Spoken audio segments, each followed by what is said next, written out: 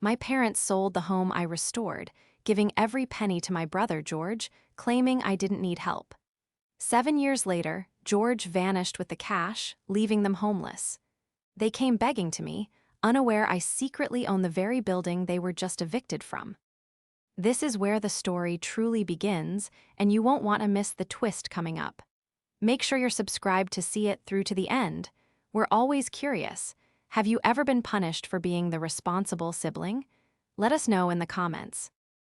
I was lying on my sofa, a damp washcloth pressed over my eyes, trying to will away the migraine that had been blinding me for 3 days.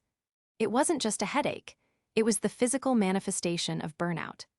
I had just launched my own landscape architecture firm, a dream I'd clawed my way toward for a decade, and the stress had finally caught up with me. My body felt like lead, and the silence of my small apartment was the only medicine I could afford. Then the doorbell rang. It wasn't a polite chime, it was a persistent, demanding buzz that didn't stop until I dragged myself upright. When I opened the door, squinting against the hallway light, I found my parents, Alfred and Margaret, standing there. They didn't look concerned about my pale face or the dark circles under my eyes. They looked excited, vibrant even. "Isabella, wake up! We have news!" My father, Alfred, boomed, pushing past me without waiting for an invitation. He was a retired factory foreman, a man who believed volume was a substitute for authority. My mother, Margaret, fluttered in behind him, clutching her purse with a nervous, giddy energy. "Oh, stop it, Al. She looks terrible.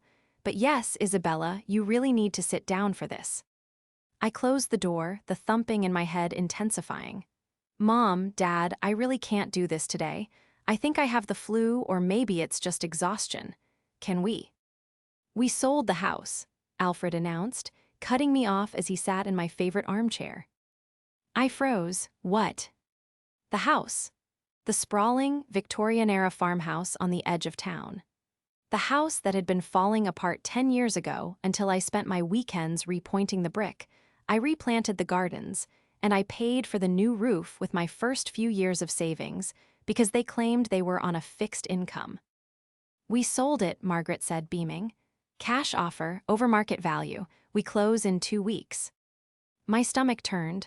"But where will you go? That house has been in the family for 3 generations. I put so much work into that place." "We're downsizing," Alfred said dismissively, waving a hand as if erasing my labor from history. "Renting a condo. It's time to enjoy our retirement." "Okay," I said slowly, trying to process the betrayal of them selling it without even telling me, but trying to be happy for them. "If it makes your lives easier, I understand. The equity should set you up comfortably for the rest of your lives." Alfred and Margaret exchanged a look. It was a look I knew well, the conspiratorial glance of 2 people who had justified the unjustifiable.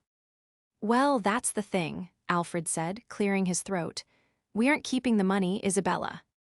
"What?" "We're giving it to George," Margaret said, her voice dropping to a reverent whisper. "He has this incredible opportunity, a tech startup in California. He just needs seed capital. If he gets this money, he says he'll triple it in a year. We're investing in his future." George, my younger brother, the man who was 34 years old and had never held a job for longer than 6 months. George, who had borrowed my car and totaled it. George, who had stolen from my grandmother's purse at her funeral. "You're giving him everything," I whispered, my voice trembling. "The entire sale price? That's nearly $500,000. Dad, that's your retirement. That's your safety net." "George needs it," Alfred snapped, his jovial mood vanishing the moment I questioned the golden child. "He has potential, Isabella. He just hasn't had his break yet." "And what about me?" The words slipped out before I could stop them. It wasn't about the money. It was about the principle. "I paid for the roof. I did the landscaping. I helped you pay the property taxes 3 years in a row when the pension was short." Margaret sighed, walking over to pat my arm with a condescending pity that made my skin crawl. "Oh, Isabella, look at you. You have your own business. You're smart. You're tough. You don't need our help. You never have. George isn't like you, he needs a leg up.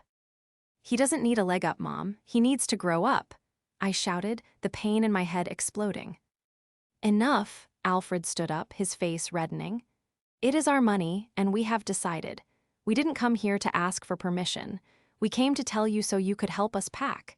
We need you there on Saturday at 6:00 a.m. I looked at them, really looked at them. I saw the selfishness etched into their aging faces. They didn't see a daughter standing in front of them, they saw a resource. A safety net they could ignore because they assumed it would always be there. No, I said. The silence that followed was heavy and cold. Excuse me, Alfred growled. No, I won't help you pack, and if you give that money to George, if you liquidate your future for one of his scams, do not call me when it goes wrong. You selfish, ungrateful girl, Margaret spat, her sweet facade melting instantly. We raised you, we fed you, and you begrudge your brother his chance at success. I begrudge you throwing your lives away, I said, opening the door. Please leave. Alfred walked to the door, stopping to look back at me with a sneer I would never forget. Fine, we don't need you, we have George. He's going to be a millionaire, and when he is, don't you dare come crawling to us asking for a dime. You're out of the will, Isabella. Everything goes to the son who actually respects his parents. They walked out, leaving me standing in the hallway, shivering from fever and shock. I closed the door and slid down against it until I hit the floor, the physical pain of my illness eclipsed entirely by the hollow ache in my chest. The betrayal was worse than the diagnosis itself. The next few months were a blur of muted agony. I didn't speak to them, but I couldn't escape the fallout. In a small town, news travels fast, and my parents made sure their version of the story was the one everyone heard. I would go to the grocery store and see family friends, people who had known me since I was a toddler, duck into other aisles to avoid me. I received a scathing letter from an aunt I hadn't seen in 5 years, telling me that jealousy is a sin and that I should be ashamed for trying to sabotage my brother's dreams. It hurt. God, it hurt. I spent nights staring at the ceiling, replaying the conversation. Had I been selfish? Was I wrong to be angry that my labor on the house was being cashed out to fund George's gambling addiction masked as entrepreneurship? But then the practicality of my nature kicked in. I am a landscape architect. My job is to look at a chaotic, overgrown mess, visualize the structure beneath, and impose order. I deal with drainage, with foundation, with long-term survival. I knew, with mathematical certainty, that the structure my parents were building was doomed to collapse. About 3 months after the sale, I ran into George. I was at a coffee shop, reviewing blueprints for a new city park project, when he sauntered in. He looked expensive. He was wearing a designer leather jacket that still creased stiffly, a watch that was too big for his wrist, and sunglasses indoors. Izzy, he called out, his voice loud enough to turn heads. He walked over, grinning that charming, lopsided grin that had gotten him out of trouble since kindergarten. Long time no see, you look tired. I'm working, George, I said, not looking up from my schematics. Always working, he laughed, pulling out a chair and sitting down uninvited. That's your problem. You think small. You grind away for pennies while the visionaries change the world. Is that what you're doing? Changing the world? I asked, finally meeting his eyes. Behind the sunglasses, I could see the glint of arrogance, but also the jittery energy of someone who was riding a high that wasn't sustainable. You bet, we're in pre-seed funding right now. The app is going to revolutionize logistics. Mom and Dad are going to retire on a yacht, Izzy, a yacht. And you, well, maybe I'll hire you to mow the lawn of my estate. He chuckled, leaning back. They told me you tried to stop the sale. That was low, even for you. I tried to stop them from being homeless in 5 years, I said calmly. Homeless? He barked a laugh. I just bought a condo for them, paid the lease up for a full year. They're living like kings, we're untouchable. He stood up, tapping the table with his knuckles. You know, Dad was right, you've always been jealous. It's sad, really. Anyway, I've got a flight to catch. Zurich calls. He didn't have a flight to Zurich. I knew that because I noticed the tag on his designer bag was a knockoff, and the expensive watch was ticking loudly, a telltale sign of a cheap quartz movement disguised as an automatic. As he walked away, strutting like a peacock, a cold resolve settled over me. He thought he had won. He thought the game was over because he held the chips right now. But they had forgotten one crucial thing.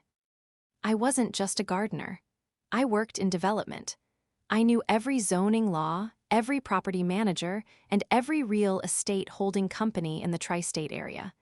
I knew how to track assets, and more importantly, I knew how to track liabilities. I picked up my phone and dialed a number.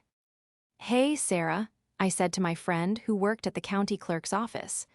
"I need you to pull some public records for me. I need to know exactly who owns the building my parents just moved into. And I need to know if there are any liens on a George Bennett." I didn't react with rage anymore. I began to document. I started a file on my computer named The Collapse. If they were going to write me out of the family narrative, I was going to be the one holding the pen when the final chapter was written. To understand why George's betrayal stung so deeply, you have to understand the years leading up to it. When I was 22, freshly graduated and drowning in student loans, Dad fell off a ladder at the factory.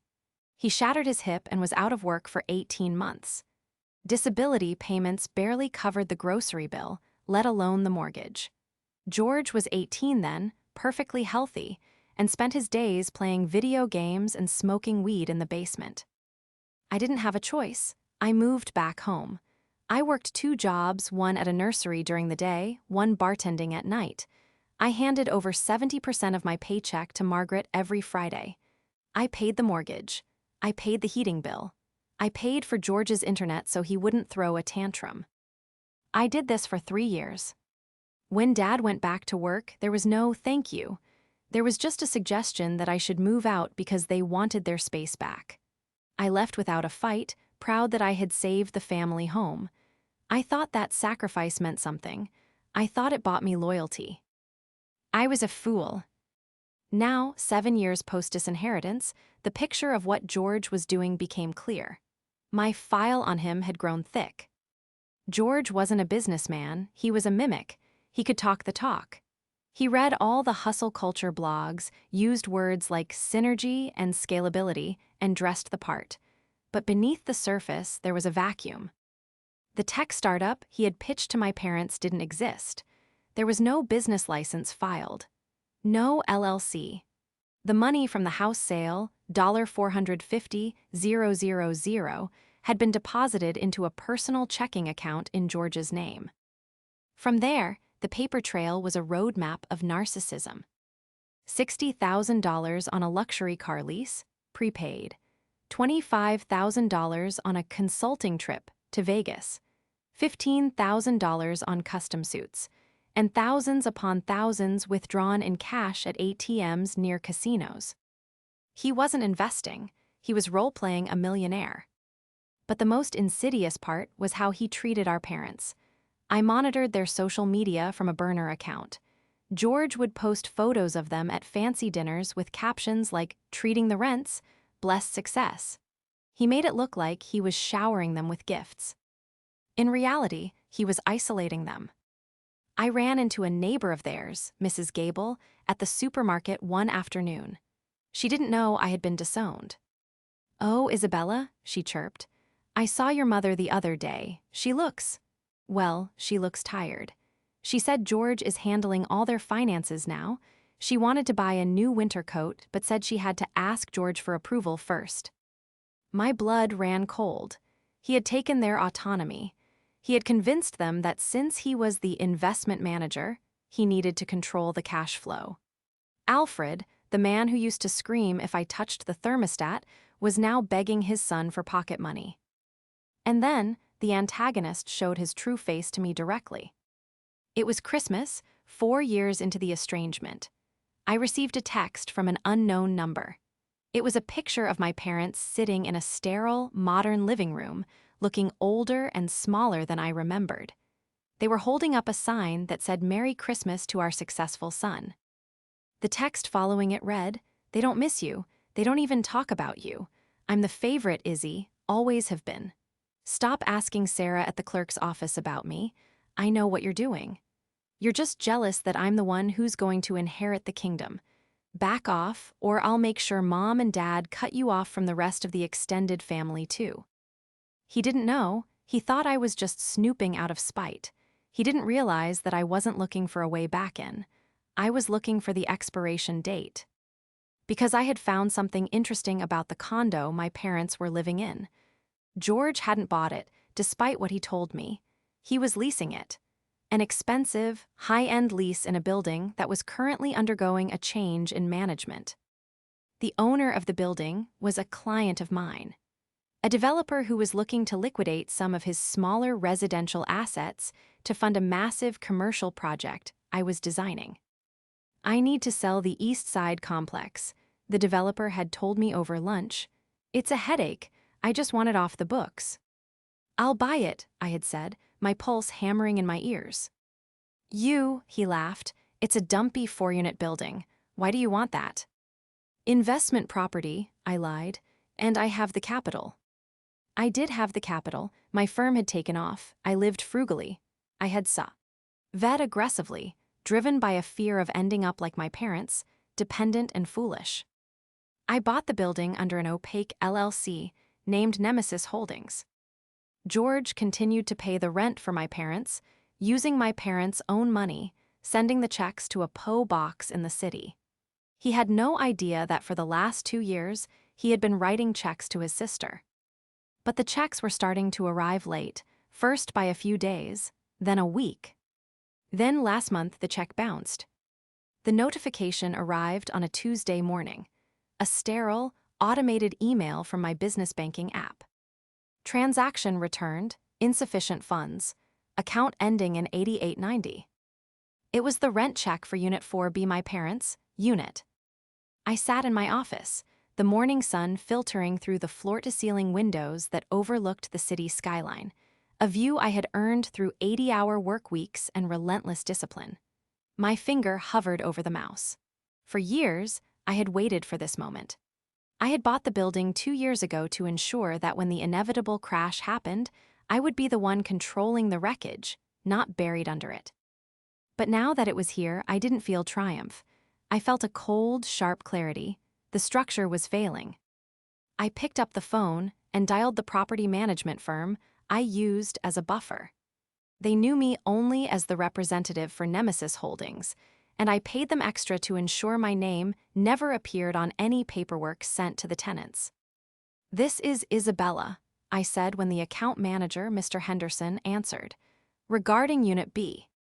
"Ah, yes, we just got the alert, Ms. Bennett," the check bounced. "Do you want us to resubmit it? Sometimes it's just a timing issue." "No," I said, my voice steady. "Issue a 3-day notice to pay or quit, immediately."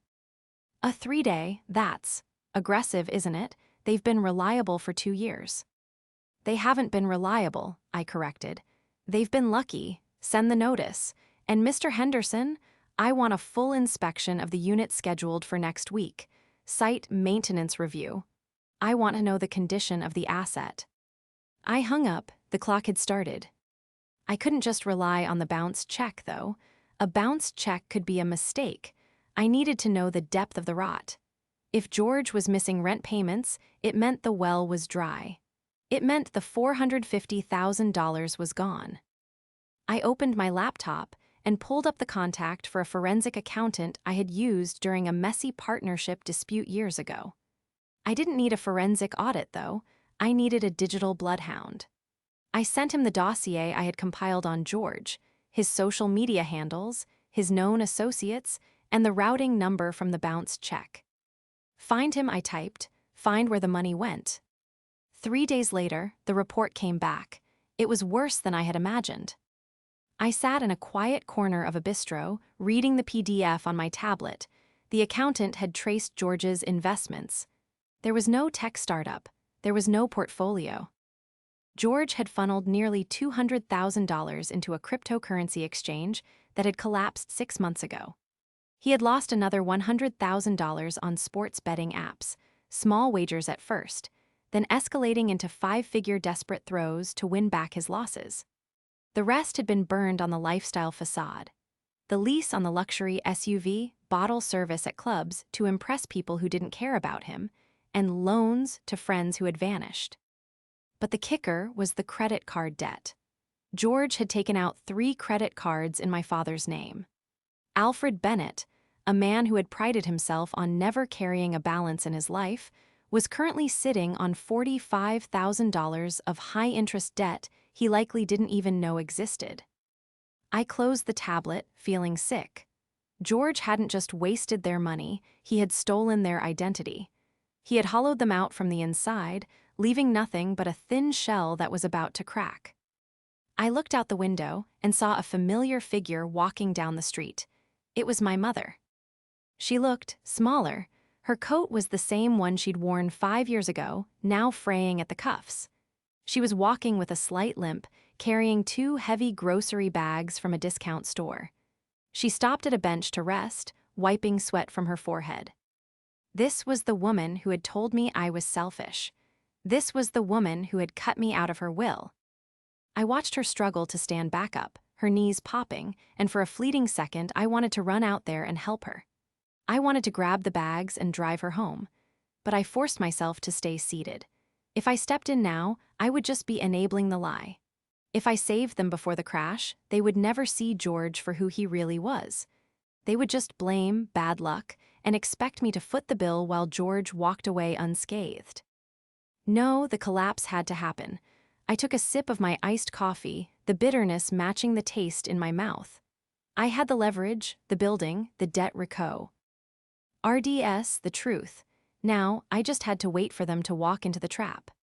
The phone call came 2 days after the pay or quit notice was taped to their door.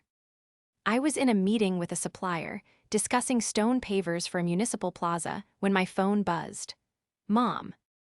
I hadn't seen her name on my screen in 3 years. I let it go to voicemail. 5 minutes later, it buzzed again. Dad. Then a text from Mom. Isabella, please, it's an emergency. I excused myself from the meeting and walked out to the quiet hallway. I took a deep breath, steeling myself, and dialed my mother back. Isabella, her voice was shrill, laced with a panic I hadn't heard since I was a child. Oh, thank God, we have a situation. Hello, Margaret, I said coldly. I'm working, what do you want? Isabella, don't be like that, she snapped, old habits dying hard before her voice cracked. There's been a mistake, a clerical error, the bank, something happened with George's accounts. We got a letter, an eviction letter. An eviction letter? I feigned ignorance, my voice flat. I thought George bought that condo for you, that's what he told everyone. There was a heavy silence on the line. Well, yes, she stammered. He handles the payments. It's a lease-to-own arrangement, very complex, high finance. But the bank made a mistake with the transfer, and these landlords are vicious, Isabella. They want us out in 3 days. So call George, I said. If it's a bank error, he can clear it up in 5 minutes. He's traveling, she said, her voice trembling. He's in Dubai for a conference. We can't reach him, the time difference. The signal. He's not in Dubai, Mom, I said, cutting through the lie. What? I said, he's not in Dubai. I saw him checked in at the Sapphire Club downtown on social media 2 hours ago. You're lying, she hissed. You're always trying to tear him down. He's working. Okay, I said. Then wait for him to call you back. Good luck with the eviction. Wait, Isabella, she was crying now. We don't have the cash. The accounts are all tied up in his investments. We just need $2,500 to cover this month and the late fee until George gets back. We'll pay you back double. Please, your father his heart isn't good. I don't have it, I lied. I'm just a landscape architect, remember? I don't have high finance money. You ungrateful. I hung up. My hand was shaking, not from fear but from rage. Even now, facing homelessness, they lied for him. They protected him. I needed to speed this up. I left the office and drove to the address the Pi had given me for George's current location. It wasn't the Sapphire Club. That was a lie I told Mom to test her defense of him. He was actually at a dive bar on the south side of the city, a place where people went to disappear in the middle of the afternoon. I walked in. The air smelled of stale beer and desperation. George was sitting in a booth in the back, nursing a whiskey. He looked terrible. His designer jacket was scuffed, his face was puffy, and his eyes were bloodshot. I slid into the booth opposite him. He jumped, spilling some of his drink. "Izzy, what the hell are you doing here?"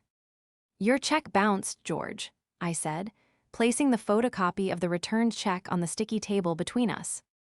He stared at it, then let out a hollow laugh. "Wow, Mom called you already?" "Man," she panics fast, "it's just a liquidity issue. My assets are illiquid right now. I'm moving funds from an offshore." "Stop," I said. The word was a command, not a request. "Drop the act. There are no offshore accounts. There is no startup. You blew $200K on crypto and the rest on bad bets." His face went pale. How do you know that?"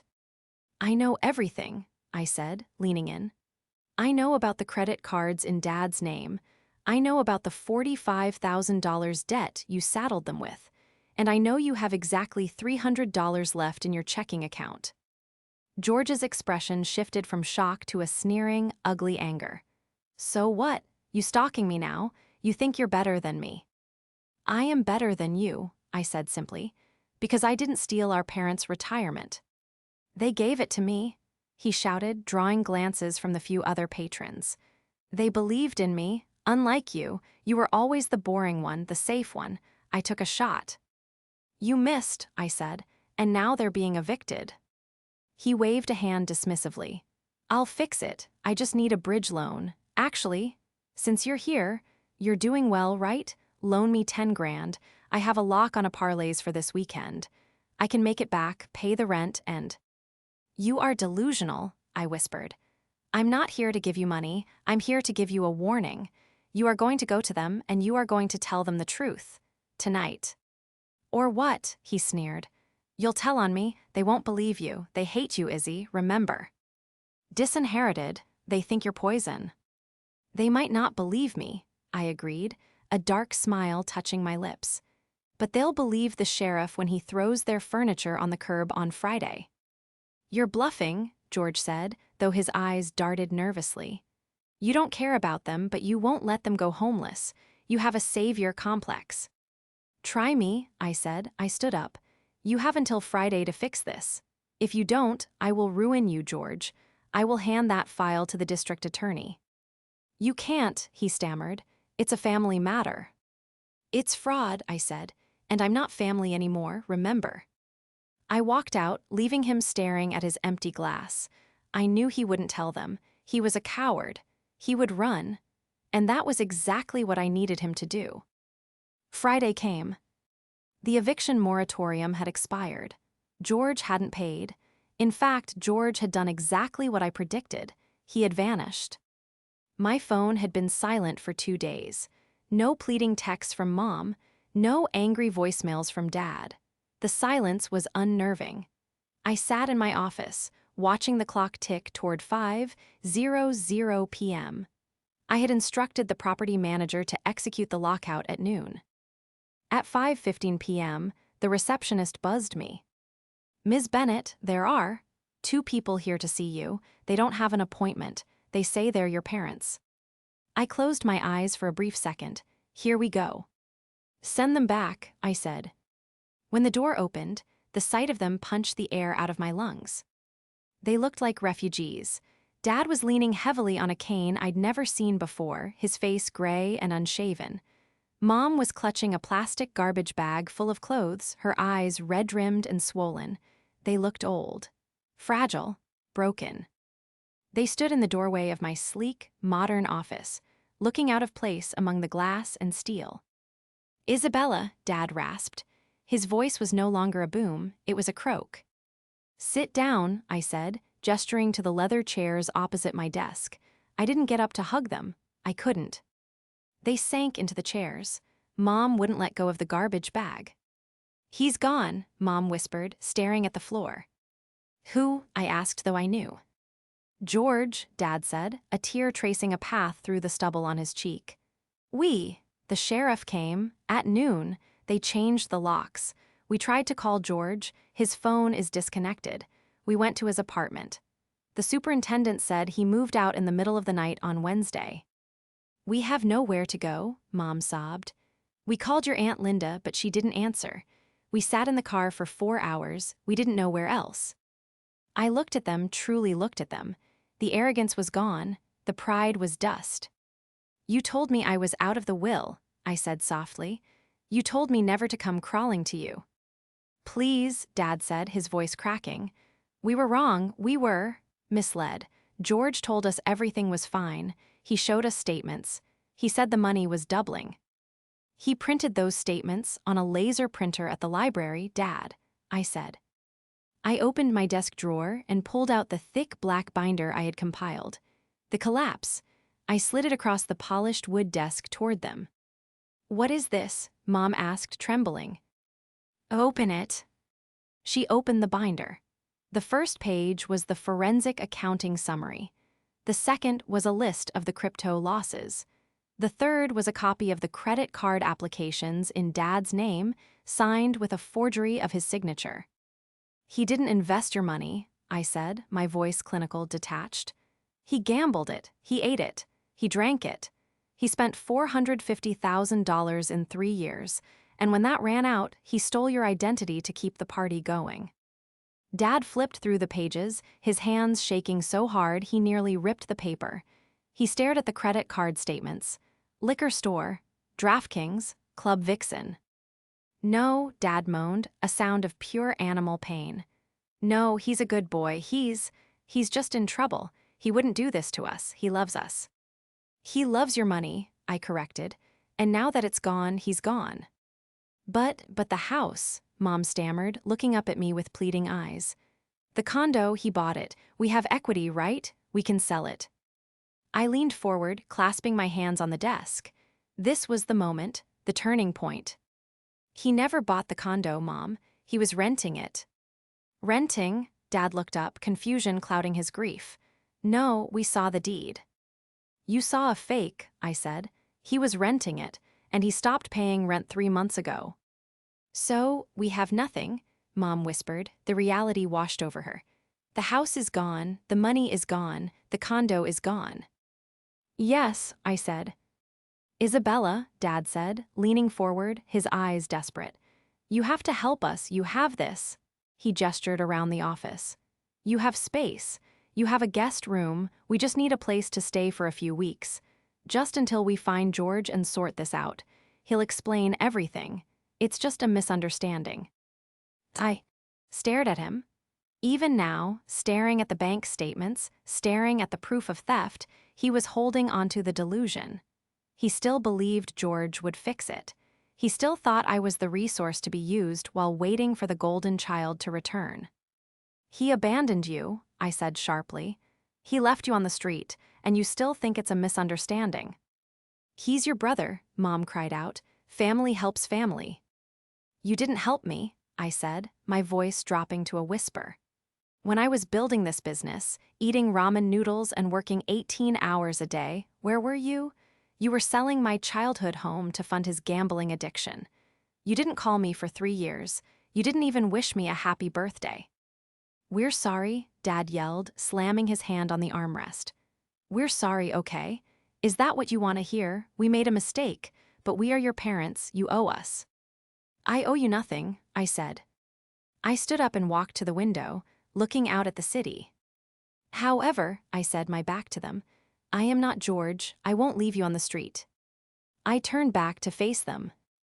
I will help you, but not in the way you think. Thank God, Mom exhaled, grabbing her bag. When can we move in? You aren't moving in with me, I said, and you aren't going to find George to sort this out. You are going to find him to arrest him. Arrest him, Dad blanched. We can't call the police on our son. Then you can sleep under a bridge, I said, because those are my terms. I have the evidence to put him away for fraud, identity theft, and elder abuse. If you want my help, financial help, legal help, you will sign the police report. You will press charges. You will help me hunt him down." "Isabella, we can't," Mom sobbed. "Then leave," I said, pointing to the door. "Go find him yourself, ask him for help." They looked at each other. They looked at the binder. They looked at the garbage bag of clothes that contained everything they owned in the world. Slowly, painfully, Dad nodded. "Okay," he whispered. "Okay." "Good," I said. "Now let me show you one last thing." I opened the top drawer of my desk and pulled out a deed. "You wanted to know who evicted you," I said. "You wanted to know who the vicious landlord was." I slid the deed across the desk. It listed the owner of the building, Nemesis Holdings, LLC. And right below it, the signature of the managing member, Isabella Bennett. "I own the building," I said. "I've owned it for 2 years. I'm the one who evicted you." The silence in my office following my revelation was absolute. It wasn't the silence of peace. It was the vacuum created when a worldview implodes. My father stared at the deed, his mouth slightly open, his eyes darting from my signature to the Nemesis Holdings letterhead. My mother just wept, a soft, keening sound that vibrated against the glass walls. "You," Alfred whispered, his voice trembling, "you evicted us, your own parents." "I evicted tenants who hadn't paid rent in 3 months," I said, my voice unyielding. "I evicted the people who sold my home to fund a con artist. I didn't do it to hurt you. I did it to wake you up. If I hadn't changed the locks, you would still be sitting in that condo waiting for George to call. You would still be defending him." "But why didn't you tell us?" Mom asked, wiping her eyes with a dirty sleeve. "Why did you let us suffer?" "Because you wouldn't have listened." I slammed my hand on the desk, the sharp crack making them jump. "If I had come to you 6 months ago and said George was stealing from you, you would have called me jealous. You would have cut me off again. You needed to hit the floor to realize who was actually holding you up." I stood up and walked around the desk, towering over them as they sat slumped in the guest chairs. "Now we have a choice. I know where George is." Dad looked up. "You do?" "He's at Aunt Linda's house," I said. "My pie tracked his phone. He's been there for 2 hours. He's doing exactly what he did to you, spinning a story, crying poverty, and trying to get her to sign a bridge loan to cover his temporary liquidity crisis. He knows Linda has a soft spot for him. He's going to drain her dry just like he did you." Alfred gripped the handle of his cane, his knuckles turning white. The denial was gone, replaced by a dark, simmering fury. The realization that his golden child viewed the family not as loved ones, but as a series of ATMs to be smashed open, had finally taken root. "Get up," Alfred said to Margaret. "Al." "Get up, Margaret. We're going to Linda's." The drive to Aunt Linda's estate was suffocating. My parents sat in the back of my SUV, silent as ghosts. I could see them in the rearview mirror, holding hands, looking out the window at the passing suburbs, the world they used to belong to, the world they had lost. When we pulled into Linda's long, gravel driveway, I saw George's rented Lux. Ari sedan parked haphazardly near the fountain. It was dusty, a symbol of his crumbling facade. I texted the contact I had arranged earlier, "We are here. Move in." I got out of the car and opened the back door for my parents. "Are you ready?" "Yes," Dad said. He stood up straighter than I had seen him in years. It was the posture of a man walking to his own execution, but doing it with dignity. We walked to the front door. I didn't knock. I pushed it open. We found them in the sunroom. Aunt Linda was sitting on her floral sofa, a checkbook open on her lap. George was kneeling beside her, holding her hand, his face a mask of practiced earnestness. "It's just the banks, Aunt Linda," George was saying, his voice smooth as oil. "They froze the assets because of the international transfer. As soon as the Dubai deal clears, I can pay you back with 20% interest. I just need $50,000 to keep the lawyers happy." "George," I said. He froze. He didn't turn around immediately. I saw his shoulders tense, a physical reaction to the sound of his doom approaching. Linda looked up, startled. "Isabella, Alfred, what on earth? You just barged in." George stood up slowly, turning to face us. When he saw Mom and Dad, a flash of genuine fear crossed his eyes, but he buried it instantly under a layer of bravado. "Mom, Dad," he forced a smile, spreading his arms. "I was just telling Aunt Linda about the situation. I told her how Isabella kicked you out. I was trying to get the money to get you a hotel suite." He looked at Linda.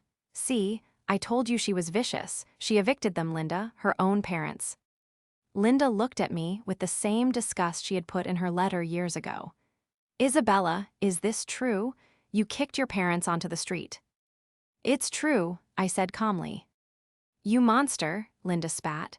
"George told me you were jealous, but this is evil. George is the only one trying to help them." "Tell her, Dad," I said, looking at my father. The room went silent.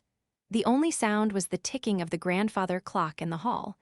George's eyes darted between his parents, his smile faltering.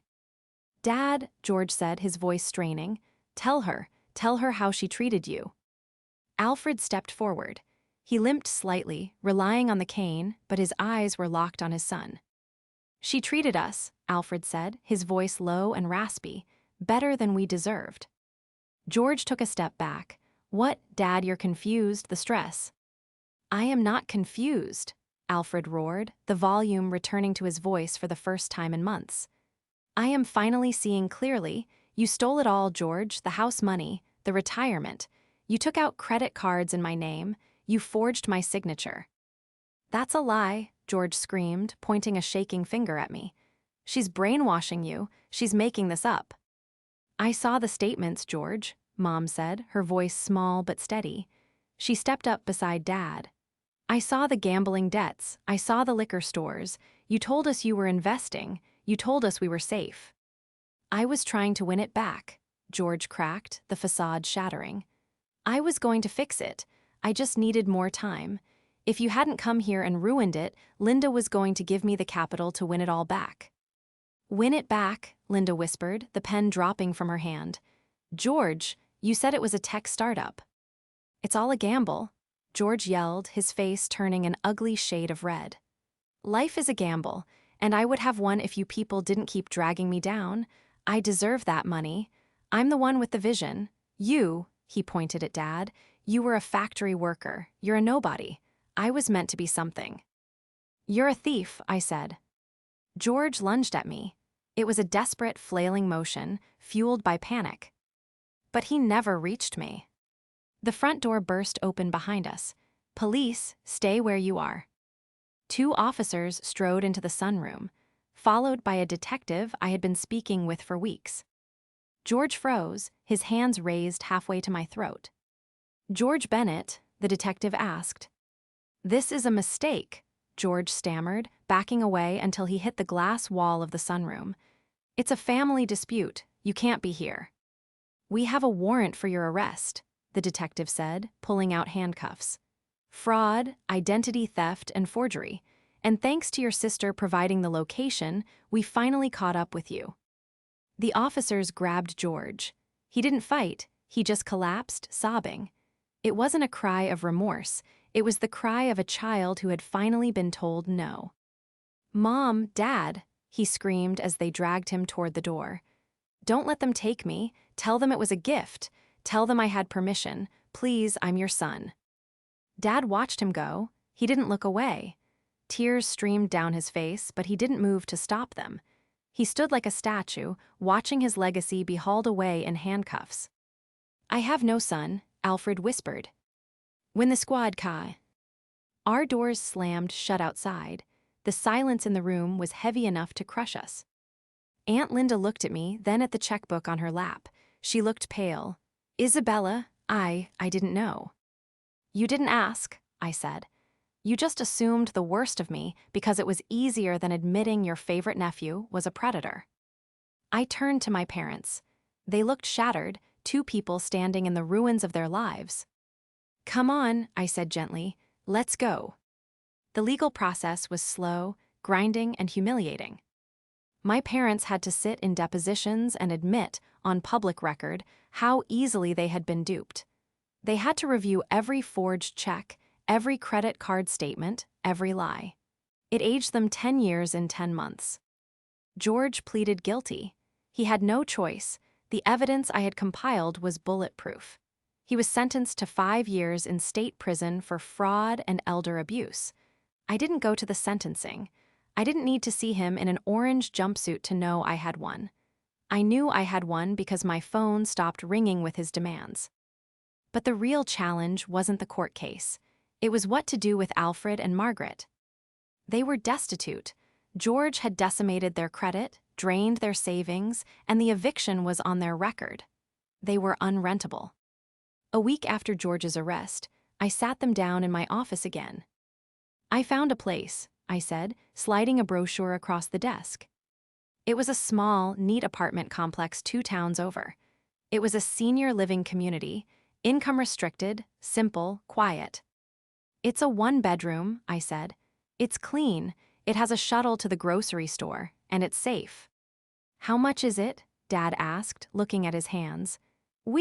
Social Security is all we have left, the garnishments for the debt George left us." "I bought the unit," I said. They looked up shocked.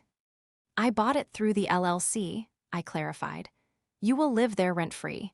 You will pay for your own utilities and food. I will handle the HOA fees and the property taxes." "Isabella," Mom choked out, "we don't deserve this. After everything we said, everything we did." "No," I said honestly. "You don't. You were terrible parents to me when I needed you most. You chose a fantasy over your own daughter." I let the words hang there. I wasn't going to sugarcoat it. I wasn't going to offer false forgiveness. "But," I continued, "I am not going to let you be homeless. That is the difference between me and George. He used you. I will sustain you. But things are going to be different." "Anything," Dad said. "We'll do anything." "You won't ask me for money," I listed.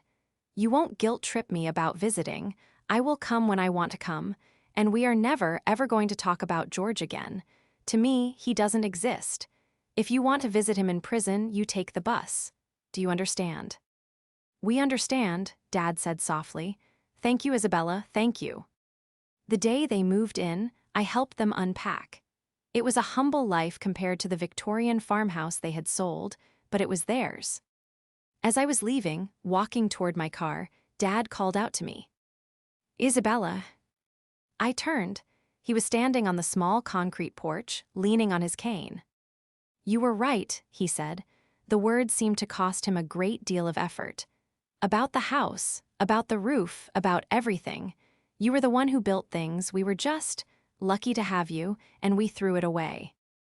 "Yes," I said, "you did." "I'm sorry," he said. "I know that doesn't fix it, but I am sorry." I looked at him, really looked at him, and felt a weight lift off my chest. It wasn't the warm, fuzzy reconciliation of a movie. It was the cold, hard piece of reality. They knew who I was now. They respected me, not because they loved me, but because I was the only thing standing between them and the abyss. And strangely, that was enough. "I know, Dad," I said. "I'll see you at Thanksgiving." I got into my car, the car I had bought with my own money, earned from my own business, and drove away. I didn't look back at the rearview mirror. I looked forward, at the road stretching out ahead of me, clear and open. I had lost my family home, and I had lost the brother I thought I knew. But in the fire of that betrayal, I had forged something unbreakable: myself. And as I merged onto the highway, watching the skyline of the city I helped design rise in the distance, I smiled. I didn't need their inheritance. I was my own legacy.